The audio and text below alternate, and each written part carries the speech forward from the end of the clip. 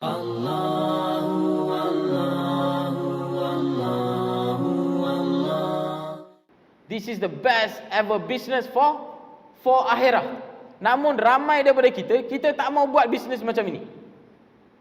Tuan-tuan, kalau kita kerja, kalau kita apply kerja, katalah kita dapat 2 panggilan. Satu bagi gaji 10,000, lagi satu bagi gaji 1,000. Dua-dua tompat kat Somban. Mana satu kita akan pilih? Mana satu kita akan pilih? By natural mesti kita akan pilih yang 10,000. Ini tuan-tuan, bila kita buat awal, Allah bagi ganjaran yang sangat besar tuan-tuan. Endingless. Selagi generasi saya masih ada, selagi itu pahala dia masih dapat.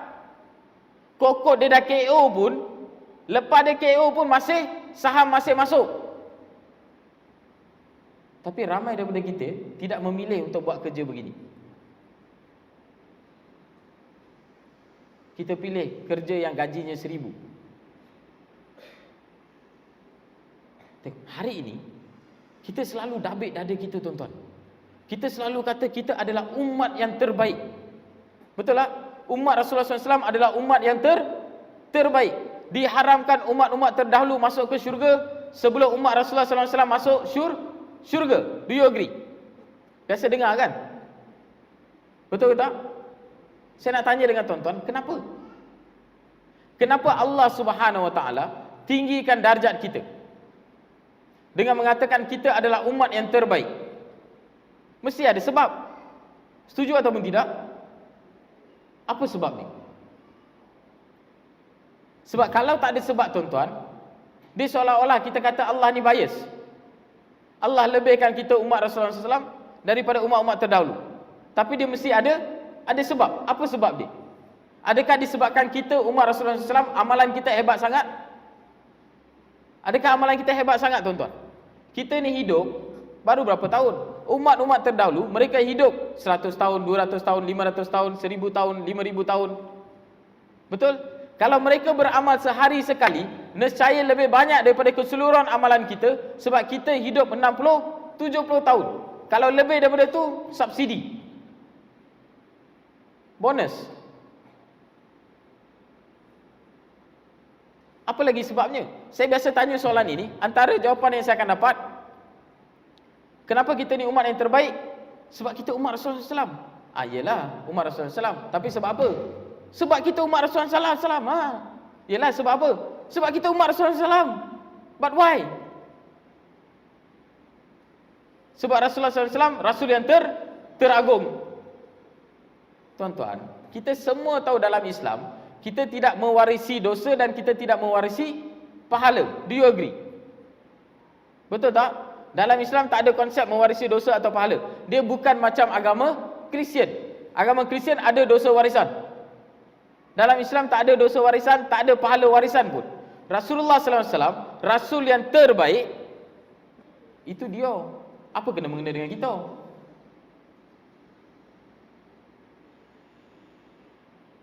Dan kenapa Allah Subhanahu Wa Taala kata kita umat yang terbaik? Jawapannya di dalam Quran.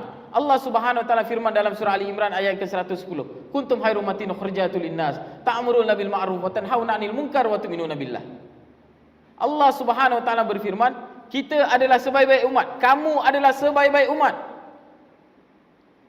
Dan apabila Allah Subhanahu Wa Taala bagi kita honor, bagi penghargaan dalam bahasa Melayu. Apabila Allah Subhanahu Wa Taala honor kita, bersama dengan honor tadi akan datangnya tanggungjawab. Apabila Allah tinggikan darjat kita, bersama dengan itu akan datangnya tanggungjawab. Tanggungjawab tadi sambungan kepada surah tadi. Kerja kita adalah mengajak manusia kepada kebaikan. Saya nak tanya dengan tuan-tuan, apakah kebaikan yang paling tinggi? Dalam semua kebaikan, apakah kebaikan yang paling tinggi level dia? Apa dia tuan-tuan? Kalau satu manusia, dia tidak buat kebaikan ini, maka segala kebaikan yang dia buat memang tak ada guna. Apa dia kebaikan nombor 1 tuan-tuan? Tingkatan dia. mengesakan Allah Subhanahu Wa Taala. Do you agree? Kalau ada satu manusia, dia hidup dekat dunia, dia tidak mengesakan Allah Subhanahu Wa Taala, tak kira apa saja amalan yang dia buat, semuanya tak guna. Betul tak? Dan kerja kita adalah mengajak manusia kepada kebaikan. Itu kebaikan yang paling tinggi, itu nombor satu.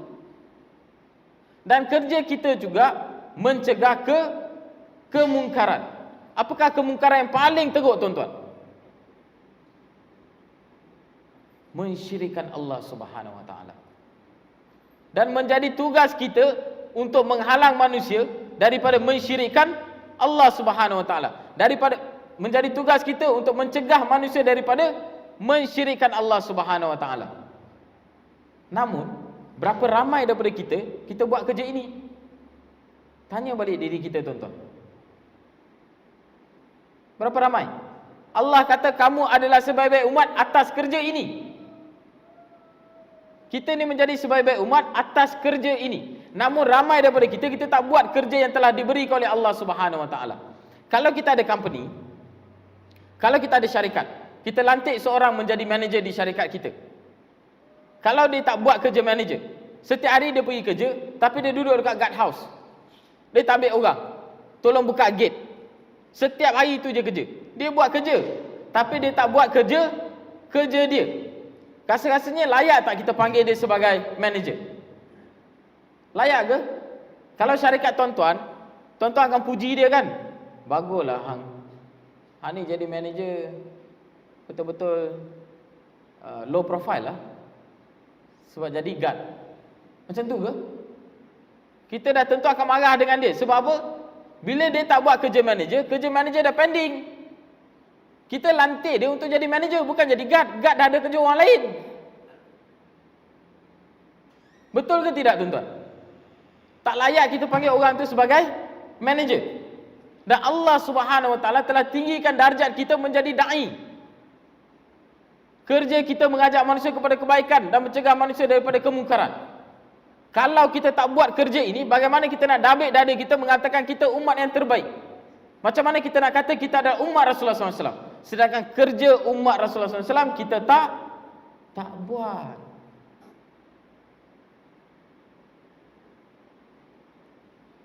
Kan? Sedangkan kerja umat Rasulullah SAW kita tak buat. Kita ni ditinggikan darjat kita sebab kita mewarisi kerja kenabian. Kita kena buat kerja Nabi bukan sebagai seorang Nabi, tetapi sebagai seorang umat kepada Nabi. Dan kalau kita tak buat kerja ini, tuan-tuan, apa jawapan terbaik kita nak bagi di hadapan Allah Subhanahu Wa Taala? Besok takut besok dekat akhirat, kita yang dah ambil dada kita jadi umat terbaik, kita rasa kita ni umat Rasulullah SAW, tapi sebenarnya kerja yang sepatutnya kita buat, kita tak buat. Bila jumpa dengan Rasulullah SAW, Rasulullah pun kata tak kenal kita. Sebab kita bukannya umat abid. Kita bukan umat abid. Kita adalah umat da'i. Tengok, tuan-tuan, sahabat-sahabat dulu, mereka telah korbankan diri mereka. Mereka telah korbankan harta mereka. Mereka telah korbankan masa mereka. Mereka telah korbankan nyawa mereka untuk mereka sampaikan Islam ke serata dunia. Dan telah menyebabkan hari ini ramai daripada kita menjadi seorang Muslim. Kalau mereka tidak berkorban, kemungkinan apa yang akan berlaku? Mungkin ramai di kalangan kita masih lagi menyembah batu atau pokok. Namun bagaimana kita nak menghargai pengorbanan yang telah mereka buat kalau bukan kita sambung kerja yang telah mereka lakukan? Tuan-tuan, selepas saya masuk Islam, so biasanya kalau kita jumpa dengan orang yang masuk Islam ni kan, dia ada soalan cepu emas yang kita akan tanya pada dia tau. Antara soalan cepu emas itu adalah, apa yang kamu rasa selepas kamu masuk Islam? Betul tak? Lepas masuk Islam, apa kamu rasa? So saya selalu akan bagi tahu dengan dia, lepas saya masuk Islam, saya tak ada pun rasa macam tumbuh roram badan ke, tiba-tiba tumbuh roram ke, badan jadi biru ke, jadi Hulk ke, kan? Tiba-tiba berlakunya puting beliung, awan jadi hitam, panah putih. Biasa tengok filem kan, kartun semua kan. Kalau peristiwa besar mesti laku macam tu. Sebenarnya semua ni tak berlaku pun. Tapi apa yang berlaku pada saya, selepas saya masuk Islam, saya menjadi sangat sedih.